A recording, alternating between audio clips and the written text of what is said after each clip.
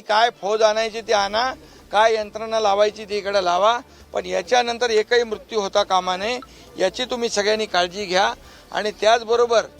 यामध्ये सगळ्यांचं एकच म्हणणं आहे की रात्री तर बिबटे ठीक आहेत, परंतु दिवसा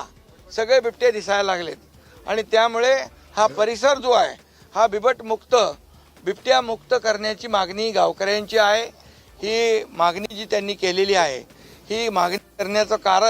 कारण हे सगळं दिवसाढवळ्या सगळ्या घटना होऊ लागलेल्या आहेत आणि समोरच आपल्या कुटुंबाच्या समोरच आपली मुलं माणसं बिबट्याची शिकार होऊ लागले, तर शेवटी माणसाने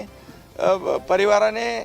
जगायचं कसं हा प्रश्न त्यांच्यासमोर निर्माण झाला आहे। त्यामुळे मी या बाबतीमध्ये अतिशय गांभीर्याने मुख्यमंत्री महोदयांशी आणि केंद्र सरकारचे जे संबंधित लोक आहेत यांच्याशी ह्या सगळ्या गोष्टी बोलून आपल्याला याच्यावर यानंतर एकही मृत्यू होऊ नये यासाठी जी मागणी बिबट मुक्त या ठिकाणचं जे काही परिसर आहे तो झाला पाहिजे, तो कसा करायचा, त्याच्यावर काय उपाय करायचे, यापुढे एकही हल्ला एकही मृत्यू होऊ नये यासाठी जे जे काही उपाययोजना करायच्या त्या शासन करेल बिलकुल। आणि त्यासाठी मी स्वतः यामध्ये लक्ष घालीन गांभीर्याने आणि ज्या लोकांना आज हे दुःख भोगायला लागले त्यांच्या मागे देखील पाठीशी सरकार पूर्णपणे उभं राहील त्यांच्या मागे। शेवटी गेलेला जीव आपण वापस आणू शकत नाही, परंतु जे आता पुन्हा